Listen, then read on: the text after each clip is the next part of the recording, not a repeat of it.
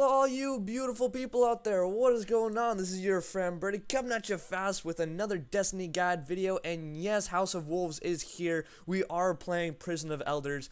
And as of yesterday of 11:55 a.m., not a.m., I lied. I can't do time. p.m. Pacific Standard Time. I have reached level 34. I got home at around 12, downloaded the DLC, played for about 12 hours, and reached 34. And this part right here in this video was a very, very crucial step to doing it. Now, at first, the squad was struggling with this boss. We were struggling. We couldn't really figure out what to do. We couldn't really figure out how to beat him. And then, after a couple tries, we figured it out. So that's what I'm telling you guys in this video today, is how to actually defeat Urrox, the Flame Prince. So as you can see there, Urrox's rage burns the ground. And when that happens, you literally cannot touch the floor. The floor is lava, just like when you were a little kid.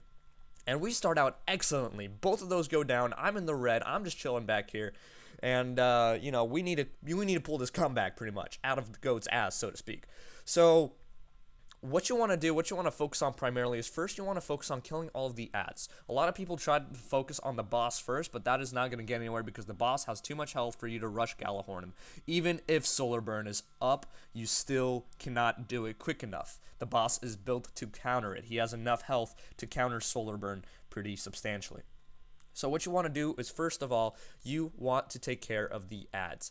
Now, what you have to do when the ground turns into this lava, don't touch me zone, all you have to do is jump. Now, if you're a Titan or a Warlock, this is easier because you don't even have to time your jump. You just have to glide. If you're a hunter like me, you have to time your double jump or your triple jump as a gunslinger accordingly.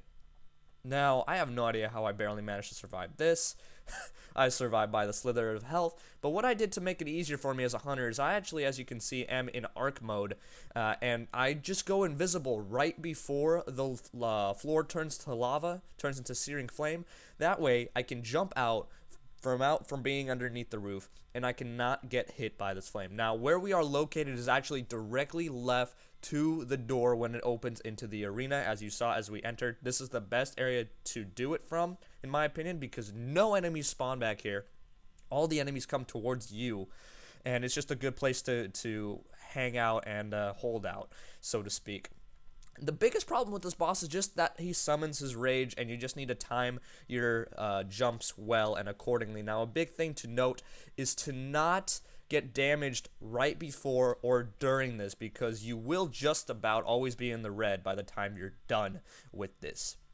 Now, we were all level 33. This might be a bit easier if you're 34, but again, this was during the first day before any of us were 34, so we were all doing it on 33. So if 33s can do it, 34s sure as hell can. I'm not sure about 32s. I wouldn't really recommend it. I don't ever recommend doing anything 2 levels above you, because at that point your weapons do about 50% less damage, and so do the enemies. So you never want to do that. Also, bring along heavy ammo syntheses, because that helps a lot. And as you can see, we're actually focusing on the ads first. We're making sure before we shoot the boss that there's no thralls, that there's no acolytes, that there's no knights, that there's no wizards to come and shoot us, because that is what kills us. This Flame Prince, he can go S&D, alright? He's not hurting us at all. The only thing that he damages us is with the searing flames on the ground, and that's not even a problem.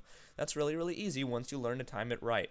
The hardest thing about this is pretty much being a hunter and actually jumping and trying to stay out of it, whereas a Titan and Warlock, again, could pretty much just jump up, press A or X once, and then they'll be good, and just do that a few times, and they'll be solid. So that is how you would avoid his attack. Now let me recommend some other pointers for you guys. So if you have a Titan, we did not think about this until our second time through. We did have a Titan though, but the Titan had Weapons of Light on.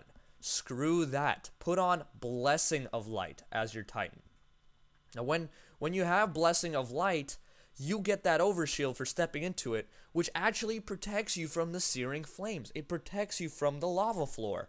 It gives you more health. So if you're having more trouble, if you're still having trouble with the lava floor, then just bring a Titan with the bubble shield with Blessing of Light, and it will help you. And as long as you just don't fail at jumping, you'll be good, because you pretty much have double health at that point, and it definitely helps a lot. Another thing that I would recommend, obviously, is Galahorn. Galahorn is the most damaging weapon in the game for every shot. And because it's solar burn, Galahorn does incredible amounts of damage. Make sure you ascend it to 365 before attempting this. I also use the Vision of Confluence. This is just the 300. I have not used Etheric Light on this. It is just a regular Vision of Confluence. Another weapon that I would recommend would be the Icebreaker. If you do not have a Galahorn, then have the Icebreaker slotted. But I did have the Galahorn, and I can't have 2 exotic slotted.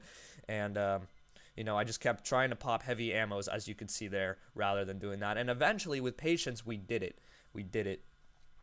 So that's about it. I mean, other than that, you just have to, use your regular rules of being patient, right? Not peeking corners when you're red. Wait for your shields to go up before you come back out, because it is solar burn. But just about nothing in this room does solar damage besides the searing flames on the floor. So it is only to your advantage that happens. So as you can see right there, Urrox is about 35% health now. The Thrall will keep on coming. The thing about these ads in this room is that they come in waves, so that's why it is crucial to kill the ads first, because it's not one of those things where they will just keep on coming and coming and coming until the boss is dead. They actually come in waves, so if you kill them, if you kill all of them in that one wave, you'll have plenty of time to shoot at the boss, probably about a minute or even more, a minute and a half, before other ads start showing up and trying to kill you. And besides, they're good for ammo, right? They're good for getting you heavy ammo. Now, as you can see, Urrox summons his rage again, and what I do is I just jump up, double jump with high jump. If I have Gunslinger, then I would have used triple jump. That's exactly what I did next go, when I used my second hunter as a Gunslinger. And that's about it. That's pretty much all you have to do as a hunter, is just jump up and avoid his searing flames just like that. So once we get into the bubble, once we get behind people and everything like that, then it becomes a bit easier at that point. It becomes easier as to what you want to do, right? Just sit behind here, peek out, poke out, maybe go invisible if you're a hunter. That usually helps. If you're a warlock, you can resurrect. That's always really helpful as well. Just poke out, just be a champion, take your shots patiently, shoot at them.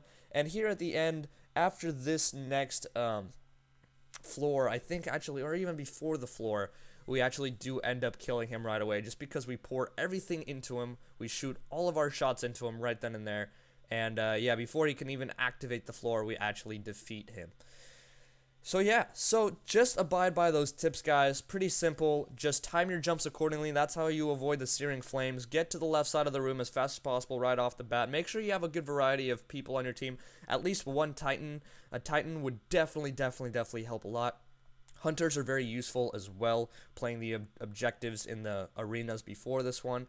And it's just a good way, it's just a good thing to have one of each, because each character is very specific to what they need to do. And we were all really happy. This was the first time we beat 34, so we were all really happy. We're going to dance. I'm going to leave this part in at the end so you guys see what I get out of a chest. I did get a Hawk Moon on my first ever chest opening in the Prison of Elders, and I've never had a Hawk Moon before until that point, so I was very excited. And then on my next character, once I started doing it on my second character, I also got another Hawk Moon, so I was pretty surprised at that point. So this chest is awesome. If you have treasure keys from the farming method that I showed you guys in the video before this one, or a few videos back, then you should have a pretty good amount of treasure keys by now. I think I had about 4 from the chest, and then we got 3 each time from the story mode, so that worked out really well. So open up these little chests, and then we open up the big chest, and I actually end up getting the Queen's auto rifle. Not bad. We'll see how it does. We'll see how it does in Crucible 2, because of its impact. It's not that bad, but I'm not too big of a fan of auto rifles. I don't care too much, but it's cool nonetheless. I'm collecting these. I think I have 6 of her weapons now.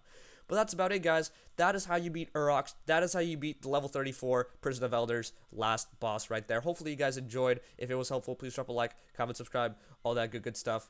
And as always, make sure you all have a wonderful day.